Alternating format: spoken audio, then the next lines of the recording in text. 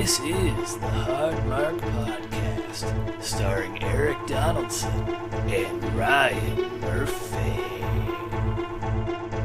Welcome, everybody, to episode 11 of the Hard Mark Podcast. With me, as always, is the man of 1,000 compliments, the soul skater, the maitre d' of Matt Drama, the Tampa Bay topsider, the living painting, because he is a work of art. The talent. I should add that. I should add it to the list. We really shouldn't come up with any more nicknames for you, but yeah. But you know, all the talent. hashtags you have to throw out, you know, it'll be good. Yeah, the talent. Ryan Murphy. Ryan, how you doing? I am doing all right. Been off for a week, so. Oh yeah, just enjoying that. No, nothing. I haven't enjoyed anything. I mean, I'm here. No, that's not true. I'm here with adult film, but aside, you know, from like that, you can't do anything. But I'm enjoying it. Oh man!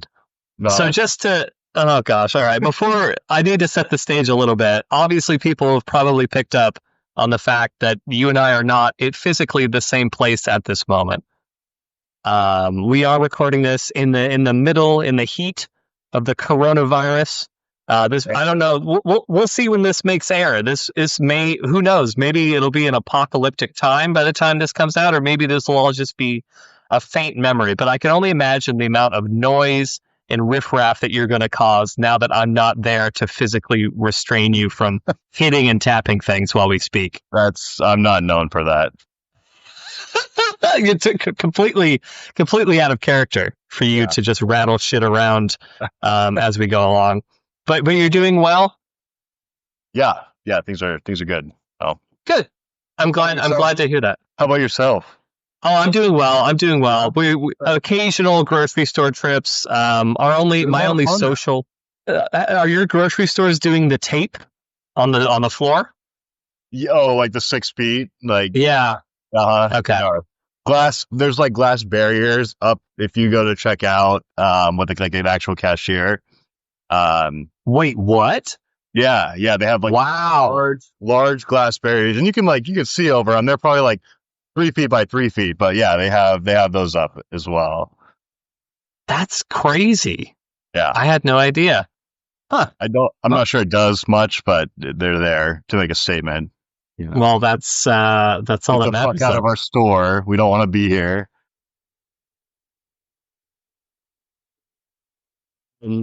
I haven't seen that. Those have not made their way up north yet, shockingly enough.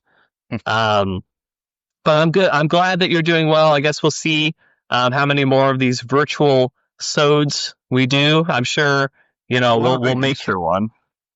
Yeah, we can have a big Easter show. You never know. In person after this is over on Easter, so that's good. Yeah.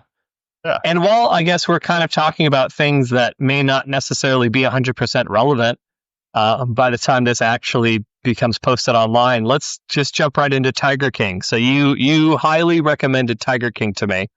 I did take notes. I didn't take a lot of notes. I only took 3 notes, and I believe that they're all from the very first episode because I knew that we were going to talk about it. And then it just became, if I was going to take a note about everything like ridiculous that happens, we wouldn't have time to do it. So it basically opens, and I'm paraphrasing. I don't think this is exactly what they said, but whoever they're interviewing at the very start of this thing, big cat people are backstabbing pieces of shit. And then monkey people are weird. So that's what they led off with in the very first episode. And how early was that? Because I don't recall that statement, and I caught it a little bit late. I still haven't seen like the first part of the first episode. Was that very? I think it was like what it opens with. It's like the very first scene of the very first episode. I might have missed that. Monkey people are weird, but cat people are backstabbing pieces of shit. Big cat people. Okay. Are backstabbing pieces of shit. It makes sense to like the premise of the whole like that. Yeah. Yeah, I mean, that's kind of what we found out, I think. You know, some people may disagree, but... Yeah, and the only other note that I took was Joe Exotic sex gel. Oh, yeah. No, you texted me or something. Which was, I mean, yeah, that was fitting, I think.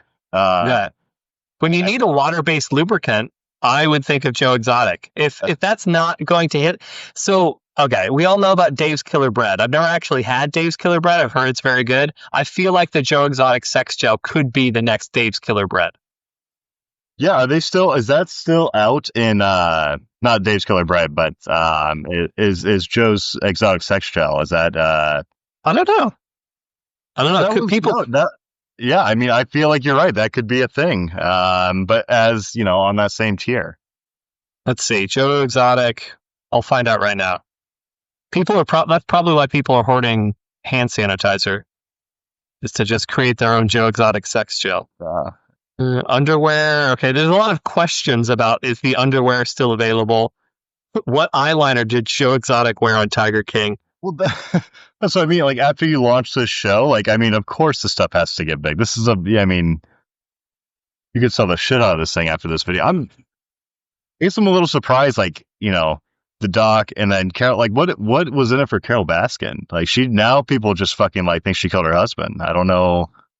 I think she was basically she was probably pitched on the idea that, hey, we're going to expose Joe Exotic for like what he really is. And then like the more they started, but I had the exact same thought. Why would anyone have agreed to do this documentary? Yeah. And literally every single person who was featured on it just immediately got buried. Yeah. Yeah. So I don't know. It seemed like the type of thing like, hey, if you want to keep making documentaries, you probably shouldn't be like targeting literally every single person who agreed to be in your show. But that's just me. Yeah, no, that's kind of what I thought as well. I was a little surprised, but it made for a great documentary. I'm glad she was on it. Yes. Yeah. Agreed. Quality documentary right there, in my opinion. For sure. It's up at the top. It's hard. It's still so fresh. It's hard for me to say if it's like my absolute favorite, but it's certainly up there at this point. It doesn't have to be an absolute favorite. There was disappointing parts to it, but like overall, it was a pretty good watch. It was you got to get out there and see that. No, that was a good recommendation. That was a good one. I give you full credit. I've got a couple of other things. So a couple other notes, not related to Tiger King, because everybody else in the world is talking about Tiger King. We don't need to beat that dead horse, beat that dead husband any more than we already have. I have a grievance that I need to air with you. With me? With you, yeah. It's a grievance that I have for you. Not against me. It is against you. I'm airing a grievance towards you against you. Okay. Good. Air fryers. Oh God, Eric, come. So I'm going to set the stage a little bit. Yeah. So months ago, prior to Christmas, we were talking about food because you're a very fussy eater. We've established that on the program. You're a very fussy eater. Yeah. Among your favorite foods are fried chicken, specifically that you air fry. And we had a very long off-air conversation where you were selling me on the idea of getting an air fryer, and it sounded too good to be true. Oh. Heather eventually joins us in the kitchen, and I repeat several times, like, wait, so you're telling me you just throw the chicken in to the air fryer and then it fries it? Like, you don't have to add anything else? And you're like, no, you don't have to add anything else. And Heather was there as a witness because I thought I was crazy. And I thought like, no, I must have just misinterpreted. And then I brought up this conversation to Heather after we had an air fryer and we realized, oh shit, you do have to put stuff on it. In fact, well, yeah, that's why I was incredulous about it. That's why I thought, I thought it was just crispy, made a thing, and you were selling it to me as some miracle cure. It turns out you were just a snake oil salesman. You need to back the fuck up, Eric. No, I vividly, anytime I talk about an air fryer, I vividly remember these conversations. It is my clients that I own, and I think we were okay. Anyway, I'll start from the beginning. I think we were gifted this air fryer, and I thought it was bullshit too. Like when we got, I was like, that's so like I'm not gonna sit here and eat air fried wings. Like that doesn't make sense. And then I don't know what we first tried it on. Maybe it was I think Greta made like just like actual like chicken legs, like not wings, like the regular size, and it came out and it was great. But yes, she fucking seasoned them, Eric. She put seasoning on them to make them taste as you would expect any other time you ate chicken. You don't just put in like raw chicken and expect it. I mean, it will still be fine. It's like edible, but you have to like salt and pepper that. You don't, what I said was that you do not have to throw any additional oil or flour or anything like that on it. That is That's not what you said. That may have been what you meant to say. No. That may have been your intention to say that, but you did not say that in those words. You said, no, you don't need to throw in anything else with the chicken. You just throw in the chicken and you're good. How did you think it was going to taste with nothing on it? I just thought this was this magical device that you put chicken in and all of a sudden, hey, it's skinless, but somehow it's still fucking fried and it just works its air fryer magic. Okay. You sold me a bill of goods that the air fryer did not deliver on. Now, granted, other people have also vouched for the air fryer. I'm not giving up on the air fryer. I'm still going to make air fryer things, but I'm disappointed by the idea that I have to include other things in addition to the meat itself. Okay. Here's what I'm trying to break down. When you don't like chicken wings, I believe you said, right? You're not a big fan, or they're fine. Okay. Let's say you did. Okay. It's like the one thing I know how to cook in the air fryer very well. Okay. So I used to like, and this was big during football season. You throw some wings in. There's a lot of preparation and like. It's annoying and it's fat. Okay, so you throw your oil in, you throw your flour on, you coat them, you dry them, you throw your seasonings on, you toss them, cook them in the air fryer. Then you have to flip them. We still have to do that in the air fryer, but like it's different. Yeah. And then you have to get rid of the oil somehow, and it's this huge, long, annoying process. With an air fryer, you take your bowl of chicken wings. You guys have a huge air fryer, I believe. It was pretty big. It's pretty big. It doesn't fit in our cabinetry. Yeah. We have one that maybe does like 6 wings at a time, so you're kind of like rotating them in and out. But with the best appliance in the world, sometimes you got to make sacrifice. You can't cook them all at once. I don't know what point you're making anymore. I don't know what the end game of this is. So all you have to do is take your like garlic, salt, pepper, cayenne pepper, toss them in a bowl, and then throw them in the air fryer and take them out. That's it. It's the easiest thing to do. I'm shocked that you're holding like any sort of grudge against this machine. And with me, when I think I made this very clear. Am I yelling? I feel like I'm getting loud. It's fine for me, but Greta's probably a little frightened at the moment. You're getting somewhat worked. What are you drinking right now? This Mac and Jacks. Oh, okay. I've never seen that in a can before. Yeah. Well, I mean, I'm not going to recommend it to you, Eric, because you'll just hold a fucking grievance against me later. I probably will. That's probably true. I mean, for me, I feel like Tiger King made it a wash. I was really going to hold it against you until I watched Tiger King. Now you're like even in my eyes. I should be +2 or 3 right now with the air fryer recommendation. I think next time we do this podcast in person, we'll start off with some wings. I'll come over, I'll make them, and we'll have them while we do the podcast, and then you can say your piece. But don't mislead people into like getting away from air frying. Okay. It's garbage. Man, we have so many meals planned. I already said I would like make you salmon, and now you're gonna make me air fryer chicken. We've got so many social plans once this Rona clears up. Yeah. I'm just gonna get it at work probably, and then we'll just run through. Then I can hang out again. There you go. Yeah, perfect. Yeah, I'm on board. Yeah. Okay. Next item. I've got kind of my list of things that I wanted to discuss. Literally 15 minutes before we were set to do this whole thing, I was having a conversation with an Australian gentleman, very, very nice young man. I love it. Yeah, I know you do. You've long dreamed of moving to Sydney and backpacking across Thailand, riding a scooter. I know all about your dreams. India, Eric, but okay. India, sorry. So you're familiar with the game Telephone? Yeah, like it was where you whisper a message in someone's ear or something. Is that? Yeah, and it's just a big line of people, and then the person at the end has to say, "Oh, it was something totally different than what the original person said." Apparently, he did not know it by the name Telephone. Oh. he had a completely different name for this game that I thought was worth sharing. Because I remember we talked about graveyards a few episodes ago about like the drink graveyard. So it's always interesting to me how there's these cultural differences that exist around terms that you would imagine to be common. So his term for the game telephone is Chinese whispers. Why is that? Where is that? That's what I said. I was like, that's got to be racist, right? There's no way that can't be a racist term. And then he looked it up, and sure enough, it's racist. Yeah, just because. And he was immediately aghast of how that was a race, because he never put any thought to it. He was just like, oh, it's just called Chinese Whispers. And then that was just what the game was called. How old is he? Roughly. He's about, I think he's like my age, maybe a year older. Okay. So back when racist things were okay.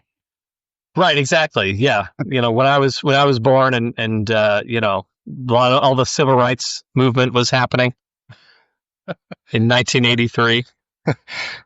Okay. Yeah. No, but the timeline, I think, is probably important on that. And like Australia, as well. But like, I mean, I think everything got really kind of dulled down. Like by the time I was in second grade playing that game, calling it telephone. Yeah. No, I would agree with that. But that's interesting. It is. Is it the Chinese? Like, is that an Australian thing? I mean, they're closer physically. That's true. So that might have something to do with it. The closer you are to another country, the more you're going to like shit on that country. I think that's just sort of expected. Yeah. Like, most people in the United States don't shit on Mexico, or at least I would hope that they don't. But I imagine that, right. I would imagine that if you had to look at the ratio, there's probably a lot more Americans, citizens of the U.S., that shit on Mexico than Australians, for example. Yeah. I mean, but Australia's not that close to China. No, but, I don't know, time zone friends. Yeah. When you're in the same time zone, you got a lot of similarities. Well, that's interesting. Yeah. Yeah. How'd you guys come across that subject? He referenced it out of the blue. I don't actually know what led to it, but he was just like, oh yeah, it's just like that game, Chinese Whispers. And I had to have him define what the game was. I was like, no, you mean telephone. That game's called telephone. You're the thing you called it is, I'm pretty sure it's racist. And then he looked it up, and it absolutely was. Well, I'll have to look it up after this. That's apparently, if you Google search Chinese Whispers, it just says also known as telephone. It's a game where children whisper phrases to each other. Like it used to be, like like when I was in elementary school, we used to sit crisscross applesauce. But before that, it was called Indian style, I believe. I'm an Indian style kid. You're an Indian style kid. See, back when it was fine. I don't know if I like this direction that the podcast is turning in. We got the talent and the guy who was raised when racism was fine.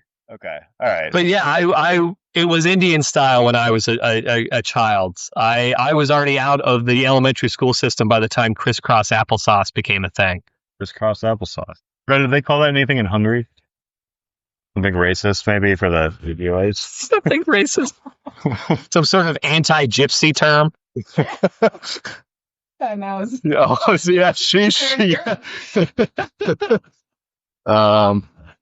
no.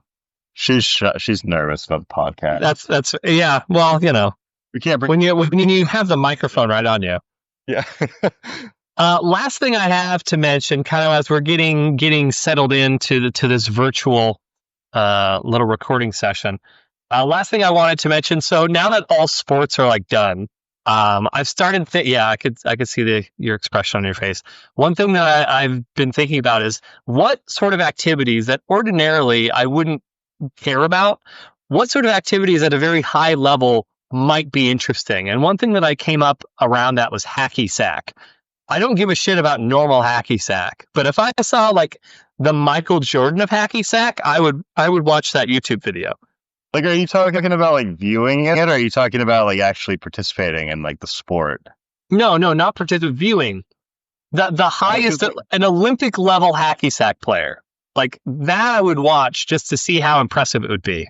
Greta has something My friend recommended watching. It's a competitive tickling video on documentary.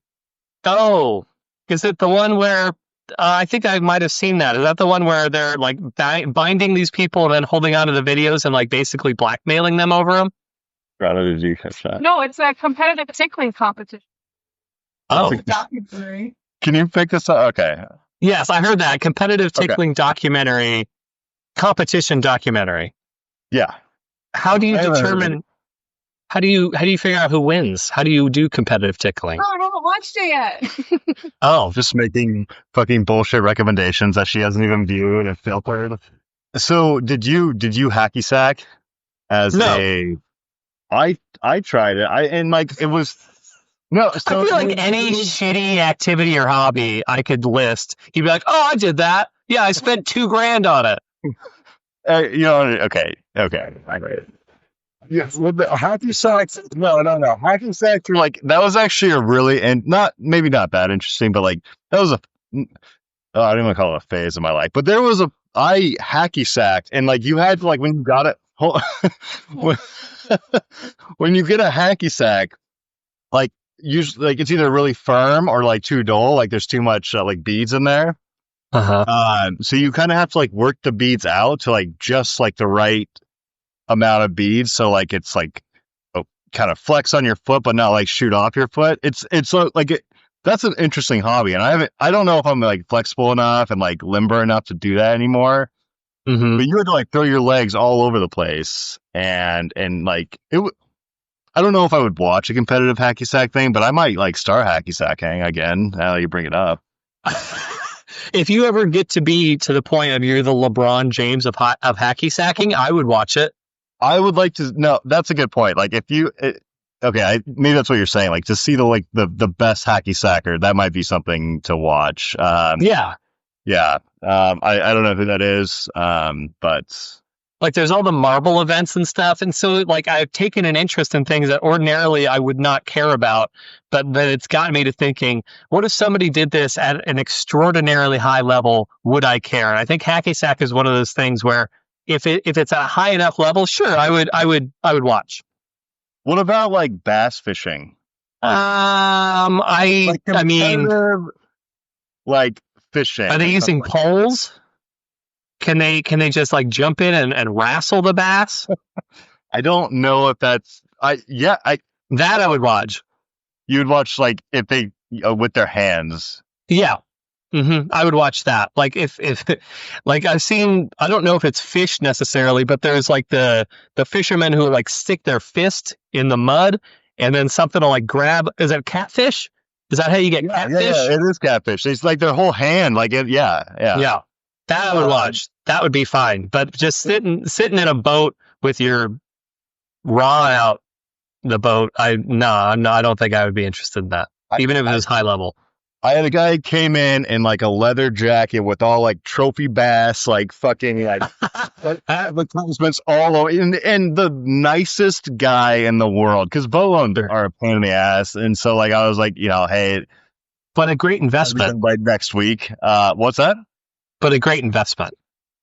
Yeah, boats. Some people say are the best investment that you can make. They just appreciate in value. You don't have to put any money into them, right?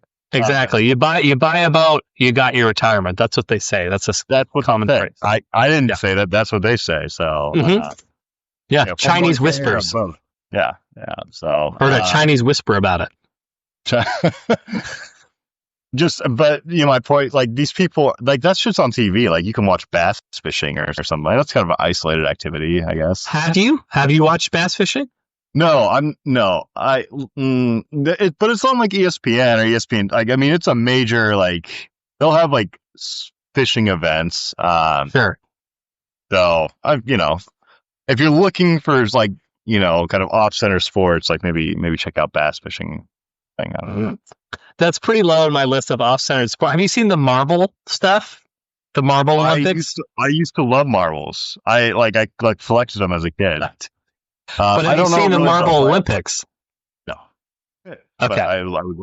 There's a guy that runs a YouTube channel, and it's sports, but with marbles. So it's like Marbula 1 instead of Formula 1. It's Marble Olympics, where it's like a relay race with marbles. It scratches that itch, I'll say. Oh, okay. That's fascinating. Yeah. I'll include a link. I'll send the link over to you at some point. Put it down below. This is how they say it, right? Yeah. Mash that subscribe button. Yeah. Fuck the up arrow like button with your penis and comment below next to Marbula 1. Yeah. All these things. You can do that though if you'd like, everybody, if you're so inclined. Anything? Let's see. Hold on. I think that's it as far as all the house cleaning items that I wanted to discuss. Do you have anything for? And I'm going to try not to scream too loud on this. Do you have anything for?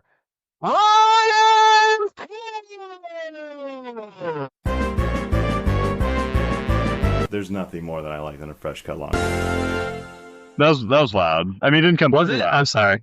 I was trying to muffle it. How much takeout are you guys eating right now? Honestly, like none, because we're like both terrified of like job stuff and the economy and stuff. That's fair. We're trying to support the economy though over here. Yeah, that's fair. We've been eating a fucking lot of takeout. So, gonna ask if I was allowed to swear. Yeah, you're allowed to swear. Yeah, this is a swearing podcast. Yeah, we like probably like 3 times a week, maybe 4. That's a good amount. Maybe four is a lot, but like you said, you're supporting the local, unless you're going to like Burger King, then you're maybe supporting it less. They keep putting up advertisements like all these like Wendy's and Burger King and Denny's, and they're so sad. They're like such sad advertisements. Like, oh, like you understand, like everything's being fucking ruined, but like order our food free delivery or something. It's in the batch. One thing I will say though is Burger King's probably my favorite fast food restaurant I have. There's just no Burger Kings anywhere. It seems like. There's very few. There's not a whole lot. I haven't been to a Burger King in forever. Rodeo burgers. It's the greatest fast food burger you can get, in my opinion. You can't find a Burger King anywhere, but they're advertising like, a lot of Burger King sad Burger King people. Yeah. I've got a Burger King very close to my house, and I have a Popeyes chicken very close to my house. I haven't had Popeyes in like 10 years. I don't know if I want to again. I suppose I might, but they have that. They had that the big debate over the Popeyes and Chick-fil-A sandwich. Mm-hmm. I haven't eaten the Popeye sandwich. I've been meaning to try that out at some point, but haven't gotten to it.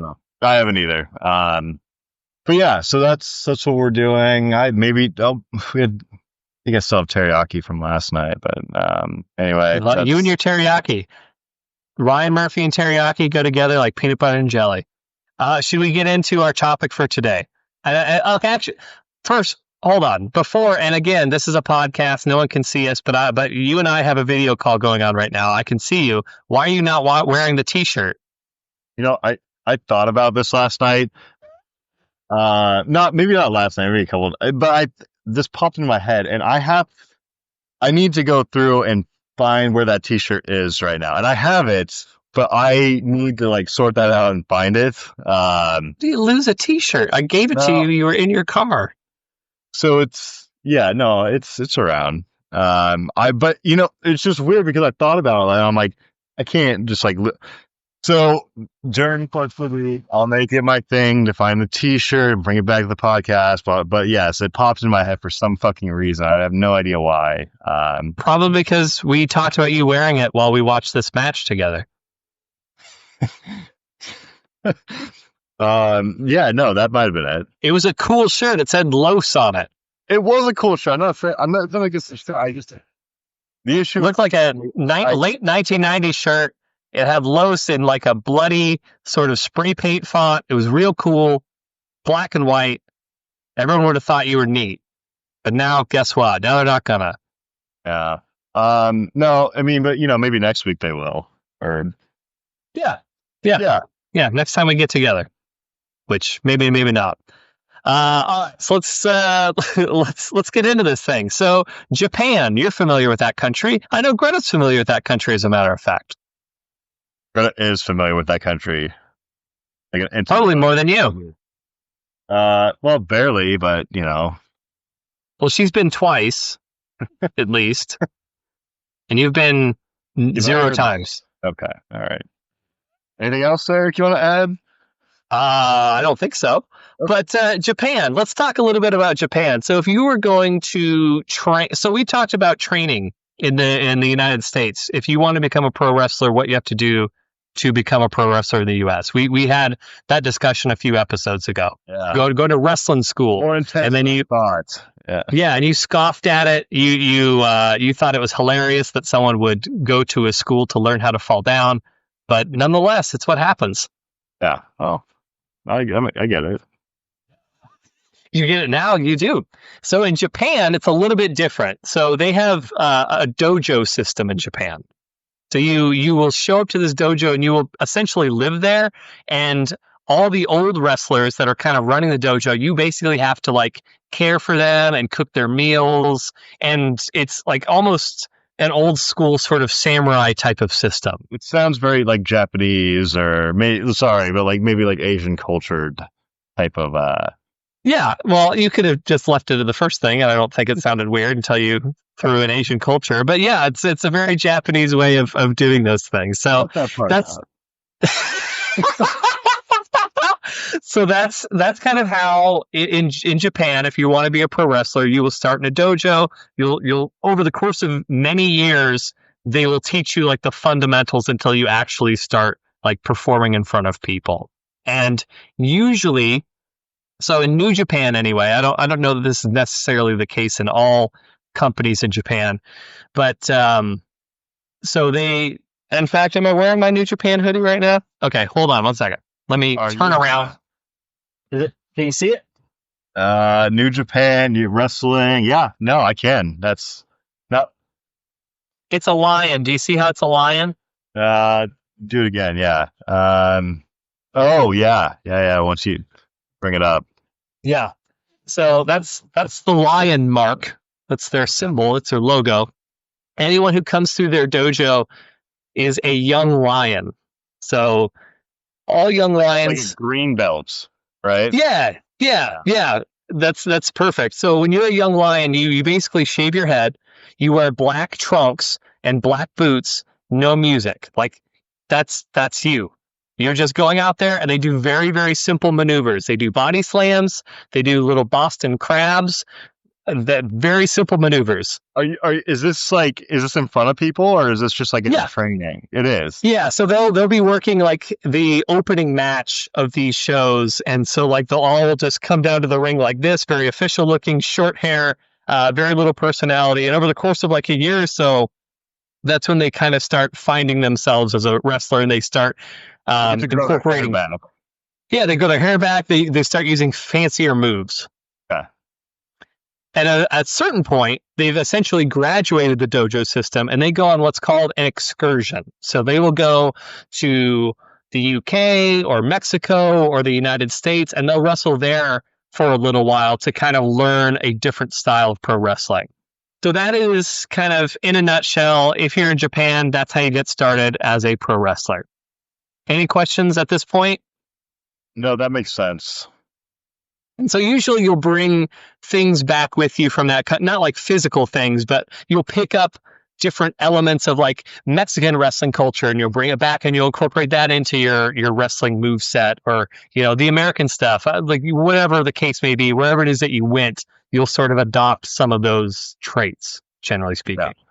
So as far as the match that we're going to be watching here today, it is a one-on-one match in New Japan. Do you remember the other New Japan match that we watched so far, Ryan Murphy?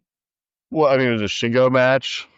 Yes, it was Shingo versus Will Ospreay. Do you know where that currently sits on our ranking? It's got to be 1 or 2. Number 1. Yeah. The number 1 match of all time. So this is the second match that we've watched from that same company. Good. About time. So this is another tournament. This is called the G1 tournament. This is a tournament that they run every year. It's not like a oh gosh, what's the term? It's not like a March Madness type of tournament. It's a round robin, everybody fights everybody tournament.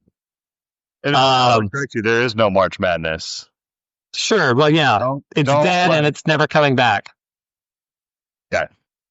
So, but there is like, is it a tournament style in some way? So it's like, you have 10 guys.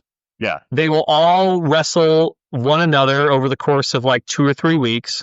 And if you win, you get like 5 points. If you lose, you get no points. Like, is that, and that's basically, if it's a draw, you get maybe 2 points, something like that. And and whoever has the most points at the end of the tournament, they win. Yeah. Okay. So it's a point-based type. Yeah. Yeah. It's a point-based, like round robin type of league tournament type thing. So that's how they do it there. I think the last time we talked about this was the last episode in New Japan that we watched, because they also had a tournament. That was the finals of that tournament. This is a different tournament, but you also complained about it then. Yeah. I don't like that style at all. I hate it. Why? It's like, it seems subjective to me. How is it subjective?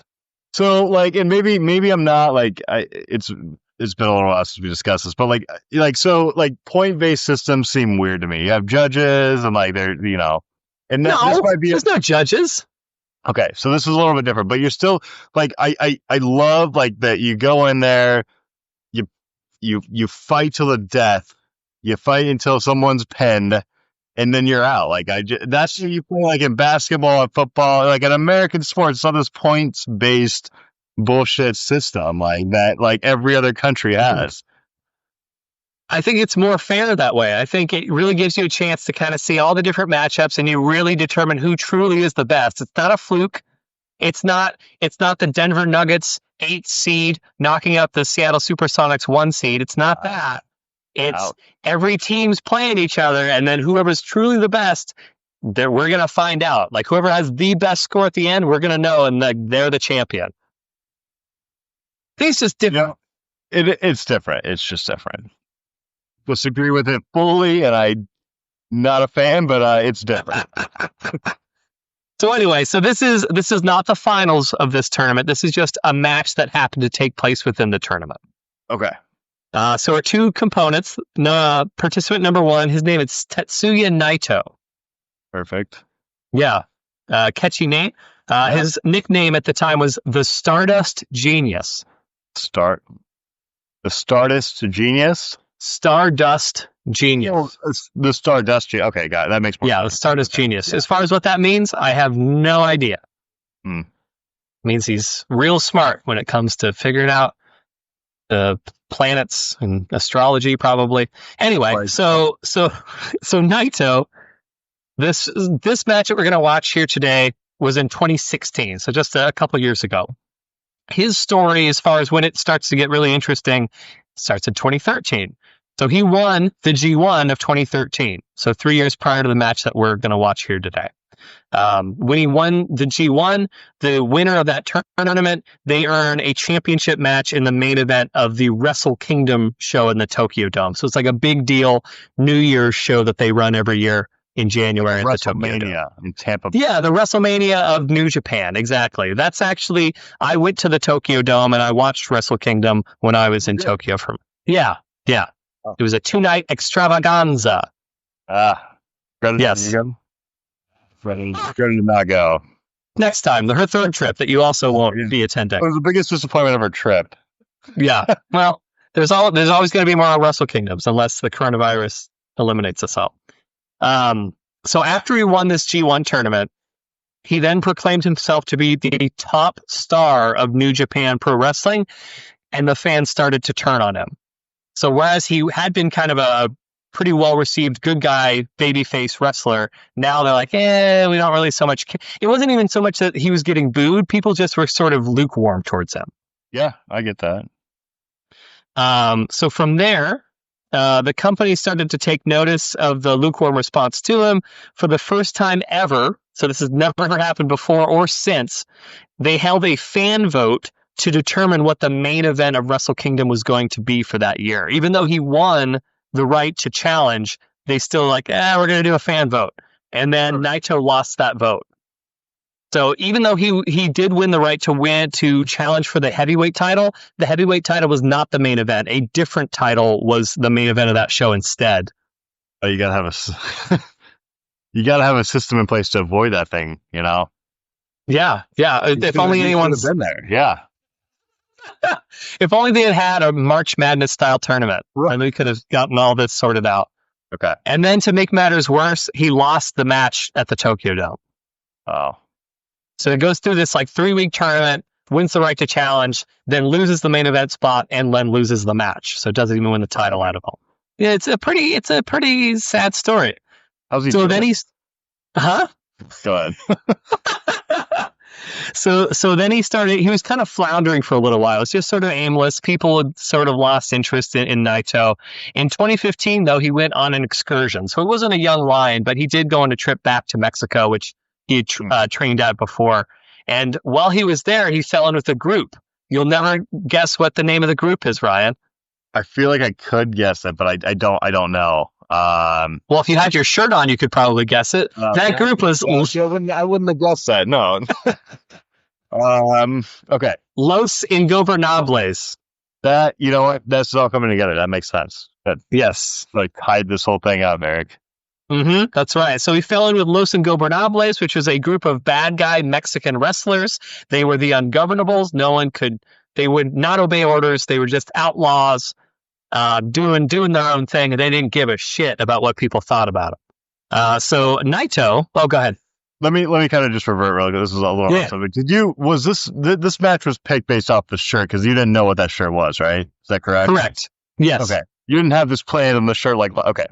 I just No, this wasn't even on my list of matches to watch. When you pulled the shirt, you were like, oh shit, like this is something like, okay, you got like, yeah, okay. So this is not so yeah, and it's not something I had planned. It's not something I had planned. So once he fell in with Los Ingobernables, he began adopting some of their mannerisms and their attitude, and he developed a taunt, which would go on to sort of encapsulate the Naito character. So I guess one of the themes of today's episode, fortunately or unfortunately enough, is racism. So this is real. Everything I'm telling you is real. So Naito coming to Mexico as a bad guy, falling in with Los Ingobernables, the bad guy wrestlers. When the fans would heckle Naito, they would do this stereotypical Asian eye kind of pulling out thing to taunt him. Classic wrestling fans right there. Classic wrestling fan. Yeah. So Naito, in response, he actually would start doing this, where he would widen his eye out as sort of a way to get back at the fans. And that became his signature sort of taunt that has lasted even now, that he's still doing. In the summer of 2015, after he comes back from Mexico, he returns to Japan, bringing the teachings of his ungovernable friends back with him. He is now tranquilo.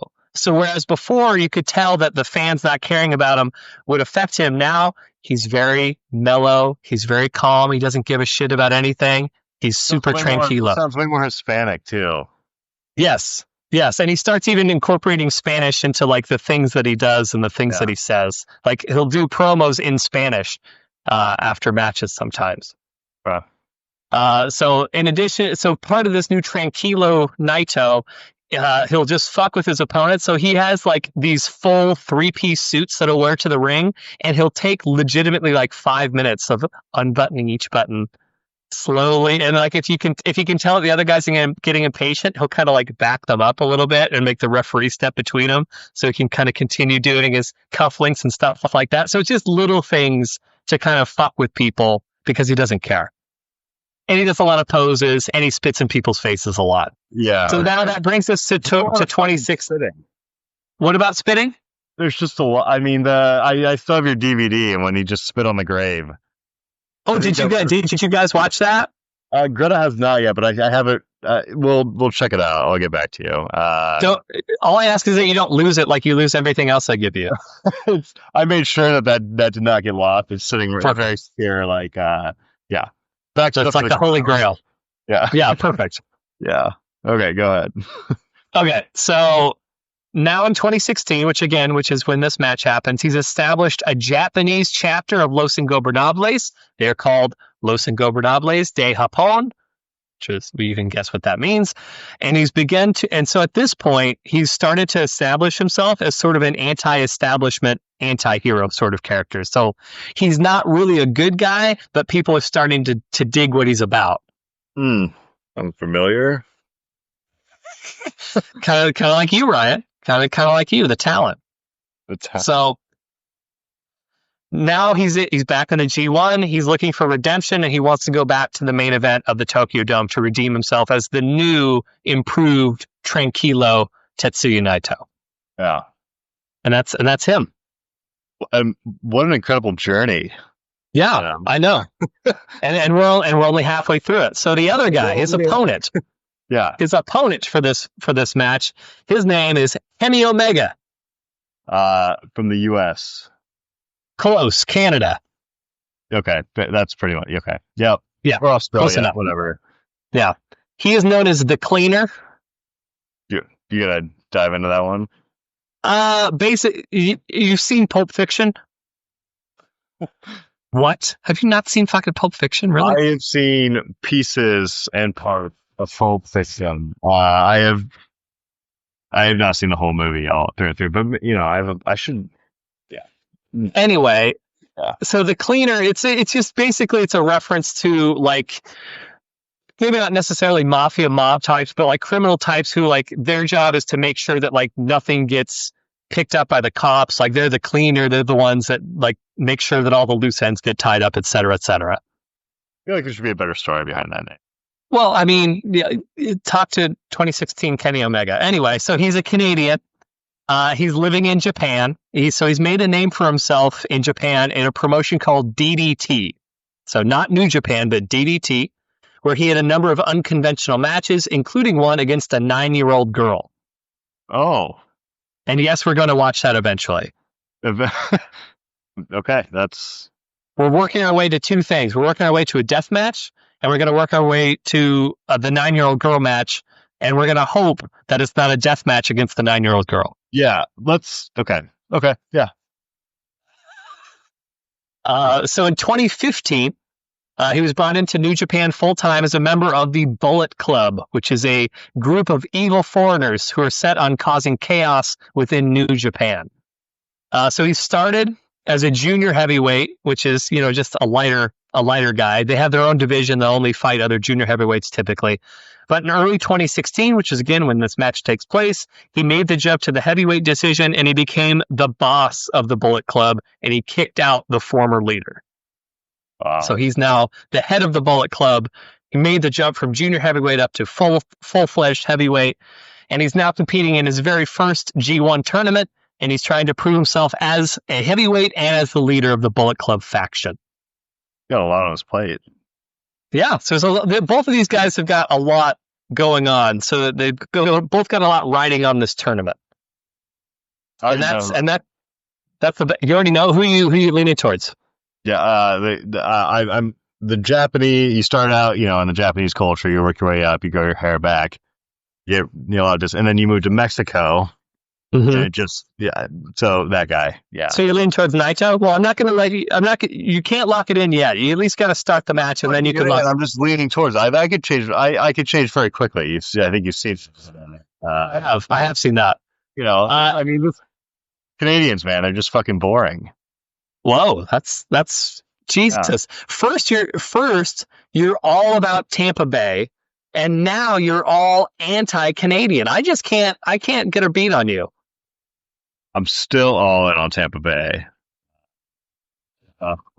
Whenever that comes back around, I just keep me posted. I am disappointed about what happened there.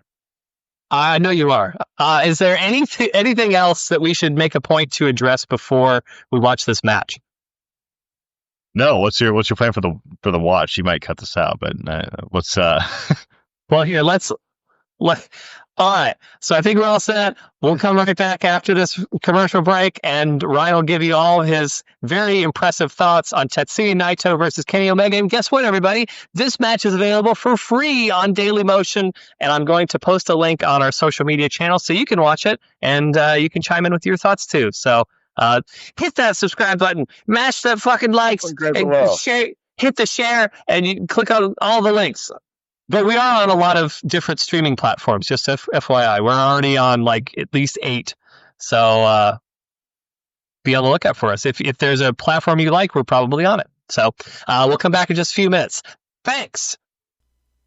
Hey everybody, it's Eric Donaldson of the Hard Mark Podcast here, and for all you podcast maniacs out there, I have got a recommendation for you, the Watchin' It Podcast. That's right, it's the same program that we played a little bit of a clip of from our last episode. I just wanted to let you all know I actually did a recent guest spot on that show talking about reviewing, critiquing No Holds Barred starring Hulk Hogan. So I actually have a little bit of a clip from that program that I'd like to play for you right now. So check them out wherever you find your favorite podcasts. And without any further ado, let's go to the clip.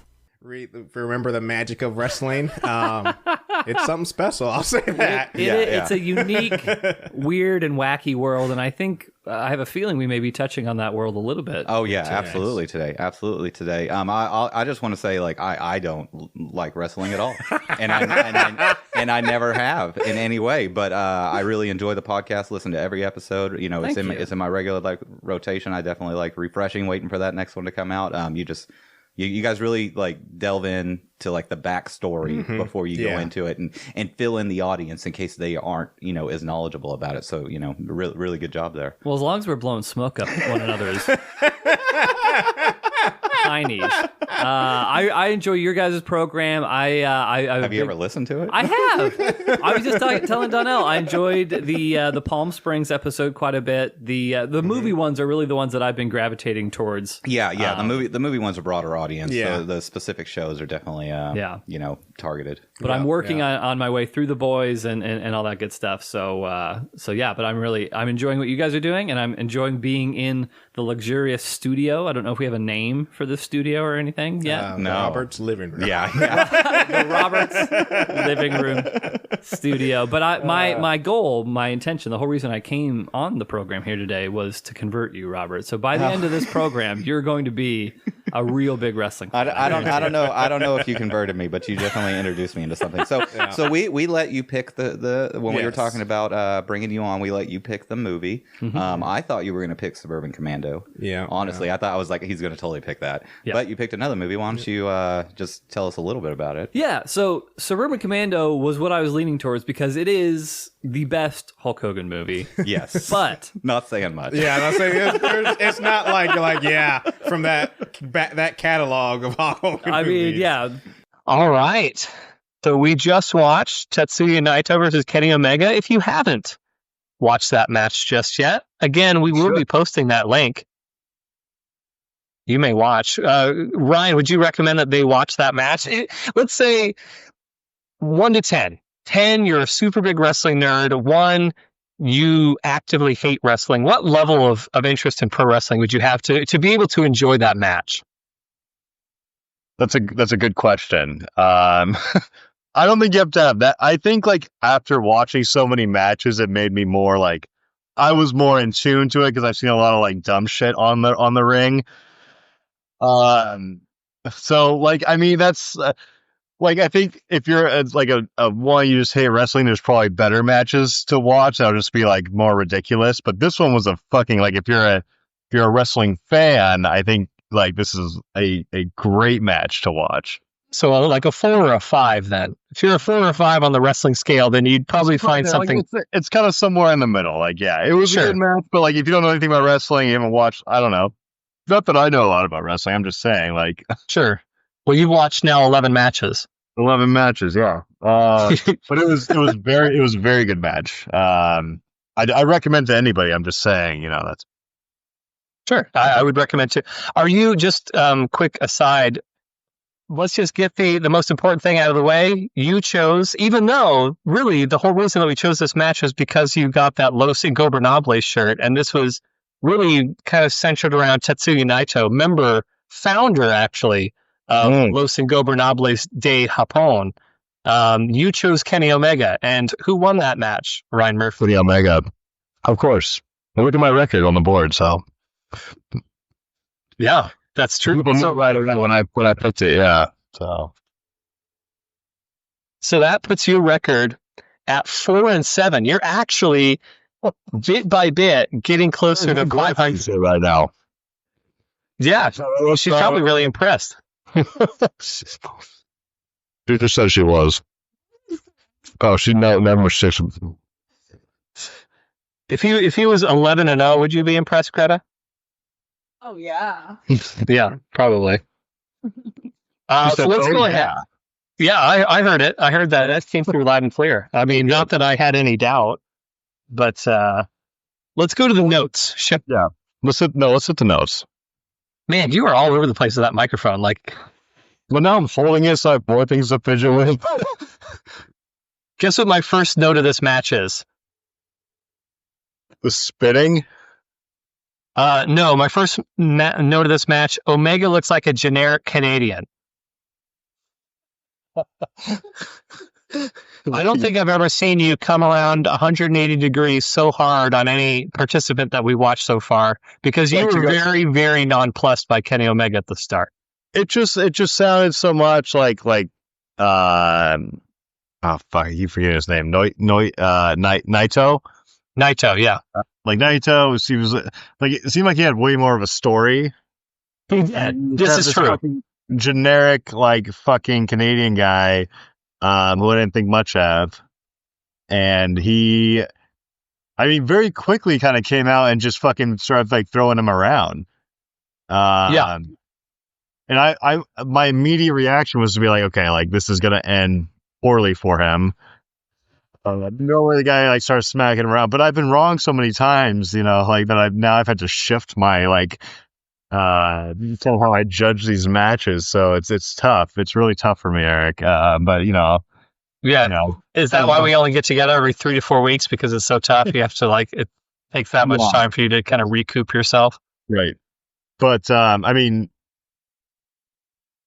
I don't know. You probably have other questions, but the way he started, like, fucking throwing real moves out there, that was when I was sold. Give me an example. You mean talking about, like, the elbows and stuff? The ring, like that. I mean, he threw the guy, like, 4 rows into the stance and then went back and finished the move. And then, like, again, like, fucked him up right after that with the little, like, arm, like, into the commentator stand.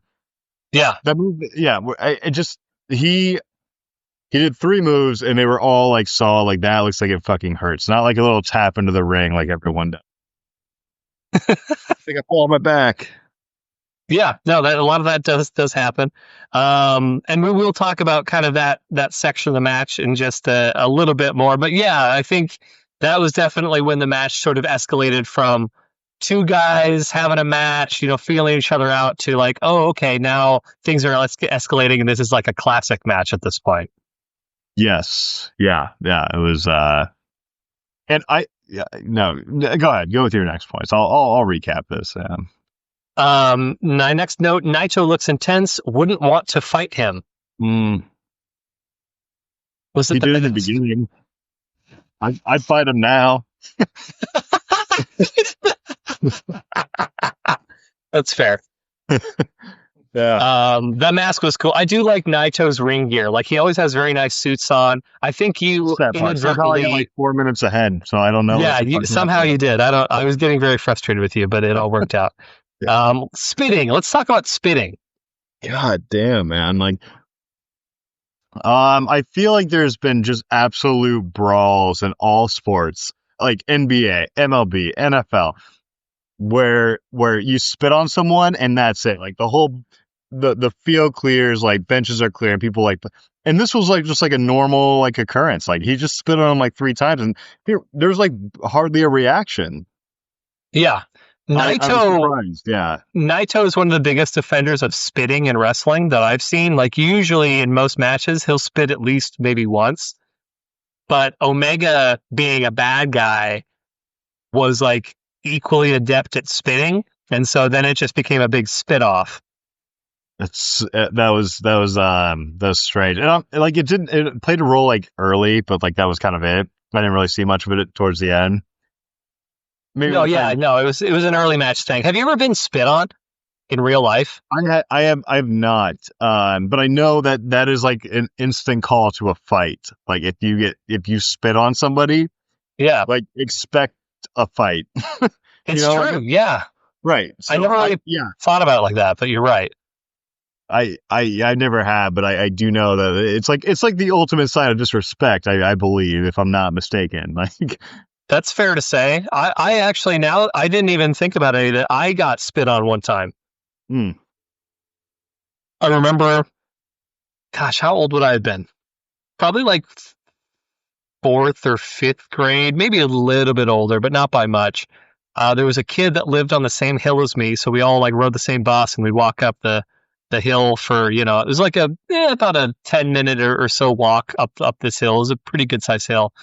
And for whatever reason, me and this kid had like a sort of a verbal fight, an altercation of sorts. And I was going up to approach him and I was like walking up behind him and he turns around and he had been saving up all this spit and he turns around and immediately spit in my face. And I was furious and I chased him and like he was running. Like it wasn't like, this is going to be my provocation to a fight. It was like, I'm going to spit in this guy's face and then run away. It's what it was. Yeah. And I was just fuming for the rest of that day. Yeah, it's like, it's disgusting. And like, but like, it's just, I think more so than it's like disgusting is like, you spit on someone, like that's it. Like I was like, like you said, you chase the guy until like, until he ran to his house. It's the intent is to provoke. Like that's really what it is. Like if someone threw poop at you, you might be like so befuddled and like, what the fuck? And like want to clean yourself up. But spit, like it's not so gross where you immediately need to clean yourself. It's just gross enough to just infuriate you immediately. But like 3 times early in the match, like a lot of stuff is spitting. Like there was a lot of spitting. There was, yeah. So that was I don't think I've seen that. Like besides the spit on the grave. Yeah, and that was just a little spit. Sense. That was perfect. I mean, you think I'm walking out there without spitting on straight in that match. But this one, like, I don't think I've seen any other wrestling match where like spitting was so like relevant to the match. Can I just say, I have had to explain to you what happens in Hulk Hogan versus Andre the Giant no less than 7 or 8 times, but you yourself, without any provocation or indication from me, have specifically referenced the spitting on the grave part of the graveyard match several times now this episode. I don't know if it's disheartening to me, the things that you choose to carry with you and remember, but I just find it interesting. Well, I think the reason it stands out so much is like we watched that episode and it was ridiculous. I mean, the guy jumped out of the tree and the fucking commentators and like the fact, like he came out, the whole fucking thing. But like he's here we go again.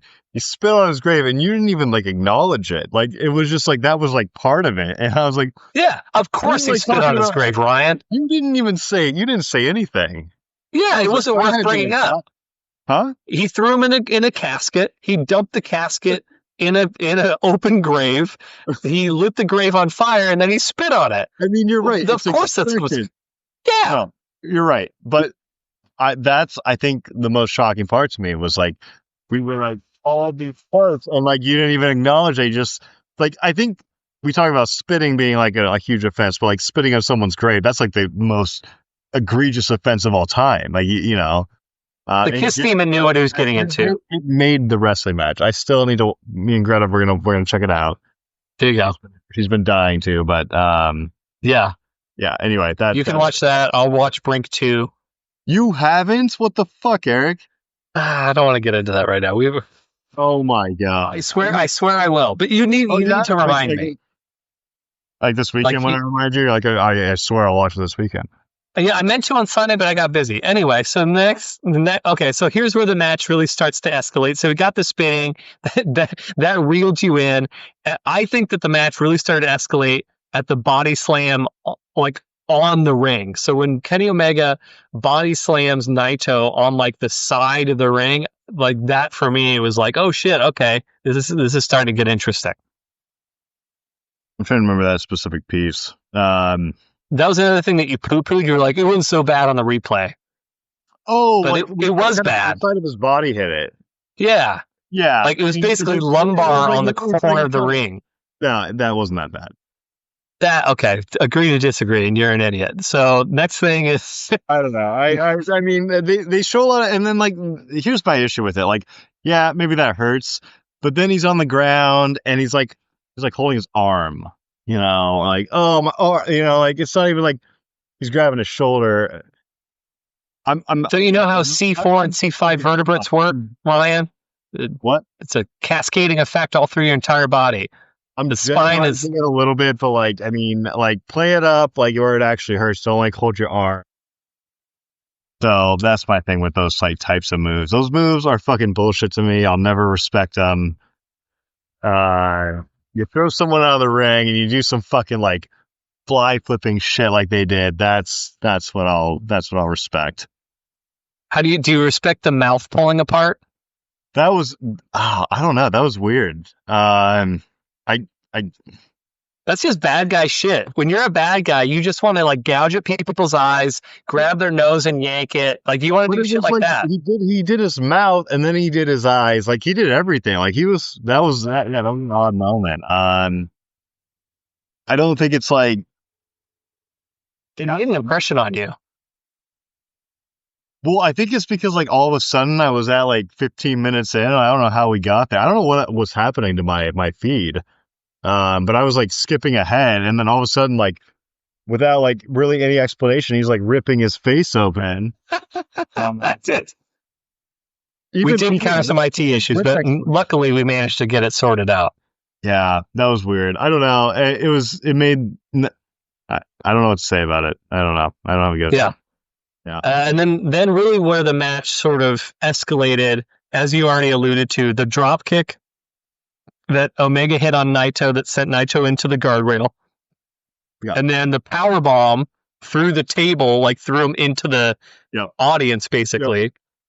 And then he did the front flip out to the floor on top of Naito and basically just crashed and burned on the floor. And I feel like usually you don't see like 3 consecutive moves like that. Like usually someone like comes in and maybe like he'll try to break it up with one of his moves, but like it was 3 consecutive, just like holy shit, that looked like it hurt, real moves. So that's what I was sold. It was pretty quickly after that you formally chose Omega to win the match, and I could tell that you were a little resistant to it, but you couldn't pick against him. Well, he kind of just like, I mean, not to go like too much further, but he kind of just handled the whole match. Like Naito wasn't really ever in it. There was a couple moments that like you're like, oh, maybe he's getting, but like no, like I mean, Kenny handled it from like start to finish. Yeah, so. handled his business, handled his shit. Yeah. So then eventually hits that one-winged angel, and that was ball game. That was game over. Yeah, the one-winged angel, I still don't really understand. I mean, he seemed like he had a couple like variances of it. Well, he only ever hit it once. He was going for it a couple times, though. Yeah. The premise of the move is you have the guy up on top of your shoulders, like, what is that called when a parent has their child? Is it just up on the shoulders? There should be a term for that, but I don't think that there is. Like just like walking with a kid on their shoulders or something? Yeah. Yeah, with their legs around the neck. There should be like piggyback. That you instantly know what piggyback is, but there's not a thing where you can say like, oh, I had them in the rigmarole, and then that means that you had their legs around your shoulders. Yeah, I wasn't a huge fan of I was glad he finished it, so I won, but I wasn't like a huge fan of the finishing move. It wasn't like that spectacular. I thought he had way better moves throughout the match. It was just, he finished them, so that was great for me. Well, you can watch a compilation at some point, but yeah, he has the guy up on his shoulders. He grabs their head and he drives their head straight down to the mat. Yeah, that's okay. Yes. It just like it's not okay. I should rephrase it. It's not a spectacular looking move, it looked like it did the fucking job. Like, I mean, again, it's one of those things. I'm like, how the fuck do these guys not break their necks like more often? You know, even if they're, it's just, it's shocking that they can do it. Anyway, let's get to the ranking. Again, I know you sent me this on Facebook, and I need to like make notes. Give me a quick rundown of Taz versus Bam Bam one more time. Taz versus Bam Bam. You were a big Taz fan. You were pretty lukewarm on Bam Bam. Bam Bam was the big guy with flames all over his gear. He also had tattoos on the top of his head. The highlights of that match was Taz throwing Bam Bam into the crowd. Bam Bam slipped. Yeah, which was a great time. Bam Bam slipped on a soda outside the ring and fell. The end of the match was them falling literally through the ring, and then Bam Bam emerged, drugged Taz out of the ring, and then pinned him. Like the ring completely broke, right? Yes. I can't remember why I put that so high. I feel like I did not like that. Was there another match where we watched that happen? No, that's the only one. That's it? And this is still number 2? Yeah. Fuck. Okay. I am thinking right now that this match is either 1 or 2. Okay. So I don't know. I loved the fact that it came down to like time at the end too, and it was like a time crunch to like finish it. And they made like the commentating more interesting. And I love a good commentary. You do love a good commentary. The commentary wasn't great in that match, but it was solid. It wasn't bad. It probably didn't help that you and I were like chatting throughout more than we probably ordinarily would. But yeah, I thought the moments that you could hear it kind of ring through, it was fine. Yeah, it was fine. It wasn't great. So Ospreay versus Shingo or Omega versus Naito. It's for sure at least number 2. I'm just trying to think if it goes number 1. And I don't think what's that? Is there any information I can provide to you to help you make your decision? I still don't want to put it past. I remember like, the Shingo match was like my fucking match. Like that was high class fucking wrestling, but still had the like wrestling, I will say, so here's what I'll say before you say anything else. I think, and granted, I haven't watched the Shingo versus Ospreay match since we watched it together. No. I think that, especially with Will Ospreay, I think that match was a little bit more high flying. Like, especially with like Shingo, there was a point where Shingo did basically a move where he crotched himself on the guardrail, essentially, and there was like a bunch of other flips and dives and stuff. I love that. That was a little bit more athletic. I think Omega versus Naito was a little bit more hard hitting. I think there was one move in this match that was like a little bit overlooked, and I can't like specifically recall, but it was like an over the ring, and he grabbed him, and it's just this fucking like crazy acrobatic, like, Yeah. I love that. I know there was some of that in the Shingo match. Which was that? How many matches in before we watched that? That was the second match we ever watched. We watched Andre versus Hulk, and then we watched Ospreay versus Shingo. I think I would put this one right now just because I'd have to maybe go back and like review. I think I put the second. Okay. And then, maybe I'm like holding the first one. I might have to go back and just read for future matches' sake. Sure. And see what I actually watched there. But I would put it easily second, if not, but we'll go second for now. Okay. Good match. It was a good match. I liked it. It was a hell of a match. I never actually, and I think I might have alluded to this before we went to the break. I never actually watched that match before, but it was a great match. Oh. I've seen other matches between Naito and Omega since then, and that they have phenomenal chemistry. Every match I've seen of theirs has been very good. That's right. There you go. New number 2. We got the top 11 matches, professional wrestling matches of all time, have been determined here today. Now, as far as next week goes, we'll finish out things. I think you and I have chatted long enough for today. Not that I don't enjoy our conversations, but I'm sure Greta wants her living room back. For next week, what do you think? Oh, is she still working? Yeah. God loves a working man. Jiminy Christmas. Would you? I'll give you the choice. Yeah. The choice between two matches. How's that sound?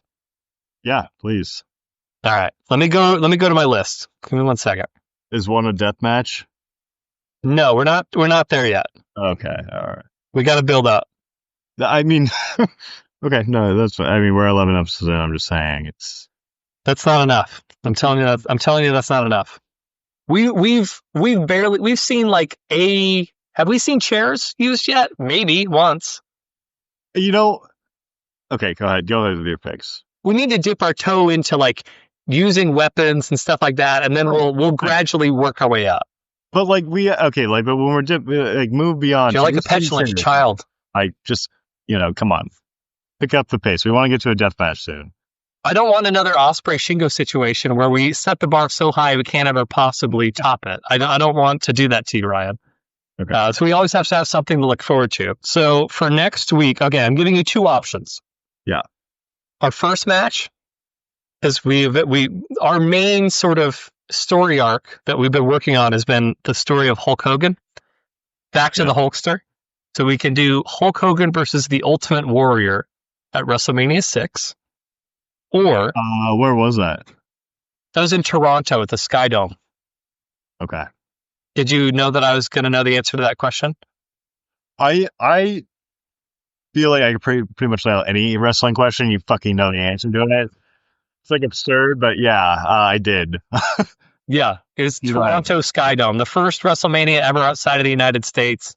And actually, and here I'll just to sweeten the pot, because otherwise these are just names I'm throwing at you. So this is notable for being the very first WrestleMania main event ever that was a good guy versus another good guy. So Hulk Hogan had always been kind of set up to, slay these big bad guy wrestlers, but this is the first time he was fighting another fan favorite. So that was sort of the allure of that match. Yeah. This was also around the same time that I was getting into wrestling as a youth. The other match, you remember Ric Flair? I do remember. Well, this may shock you, but Ric Flair has two children. No. Believe it. Does he have like one 7? of these? I don't know. I don't think it's that many. I think he's got like 3 or 4.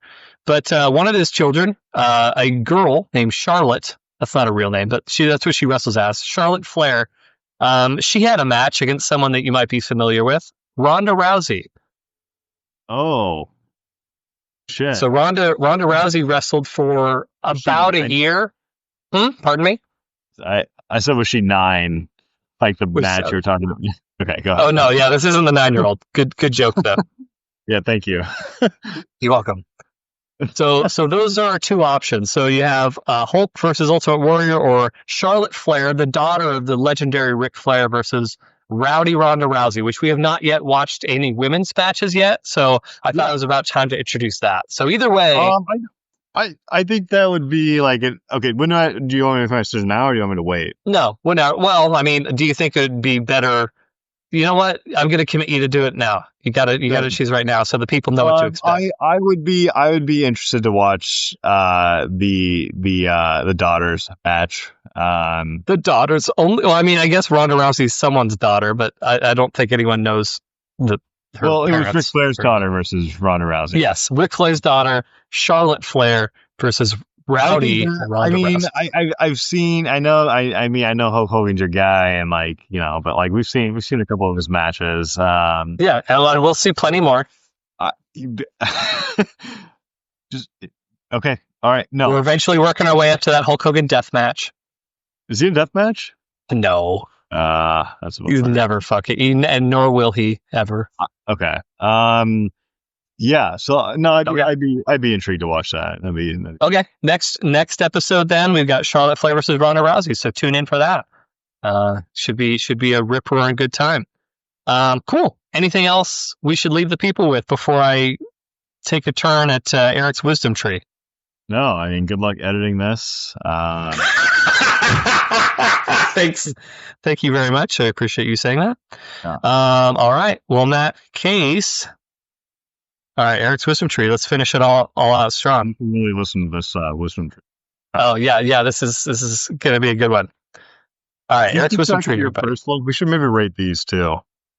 rate the wisdom trees. Yeah, what was the first one? Like, don't like trust a girl with A foot tattoo. a foot tattoo. Scared me. All right, I already knew you were setting me up for that, Ryan. I heard yours is on your ankle anyway, Greta. So you're exempt from this. Ankles are totally fine. Ankles are what sensible women have, but foot tattoo, avoid them. And then last week, I don't remember what last week was. I think it was never trust a man whose ass is wider than his shoulders. Okay, so this week's for Eric's wisdom tree, dachshunds. You're familiar with dachshunds? Dachshund. Wiener dogs. Yeah. Okay. Yeah, you know about what you've heard of these dogs yeah, before? no. Yeah. Okay. They're dachshunds. That's what they're official. They're not called wiener dogs. Not the official term. Anyway, dachshunds are the worst breed of dog. Don't ever buy a dachshund. Did you just recently learn this, or I've known it for a while, but I've only made it public right now. I feel like I've preached this for a long time. Like dachshunds. I fucking hate. Okay, it's not the dog breed. It's like the yappy, like any sort of like yappy. Yeah, but dachshunds are the worst of all the yappy dogs. Why? Did you have a bad experience with one recently, or? Not recently. No, I just always thought they were piece of shit dogs. They're just like they are the most aggressive of all like the little dog breeds. Like they're just pieces of shit and assholes. So I just say don't worry about it. Just don't even bother with dachshunds. What about cats? But I don't know. I'm sure there are differences between tabbies and whatever other cat types that there are, but I don't know them. This is our cat named Dachshund. Wait, that's your cat named Dachshund? That's not your cat named Dachshund. Yeah, okay, great advice. I'm a little surprised it took you this long, but I think everyone fucking knows that, Eric. That's not even good advice. Somebody, I bet somebody doesn't know. That's true. That's true. I mean, people keep buying them, so. Right, and women keep getting foot tattoos. I'm here to tell people don't do these things. Just don't worry about it. Spend some time with the wisdom tree. I'll let you know what to avoid. And hey, get ultra pasteurized milk while you're at it. That was also one of them. Good. Okay. Yeah. All right, man. Well, awesome. I think we're all set. Well, thanks for listening to the Hard Mark Podcast. You can find us on everything. So just look for us and tell your grandmother. I mean, your grandmother's probably in quarantine right now anyway. So, I mean, what else is she going to do besides listen to the Hard Mark Podcast? So we've got all sorts of wisdom for your grandmother about not trusting women with foot tattoos. So I'm sure she would appreciate it. Yeah, that's it. Anyway, if you're not hard, get hard. And once you get hard, stay hard. Take it easy, everybody. I feel like any shitty activity or hobby I could list, you'd be like, oh, I did that. Yeah, I spent $2,000 on it.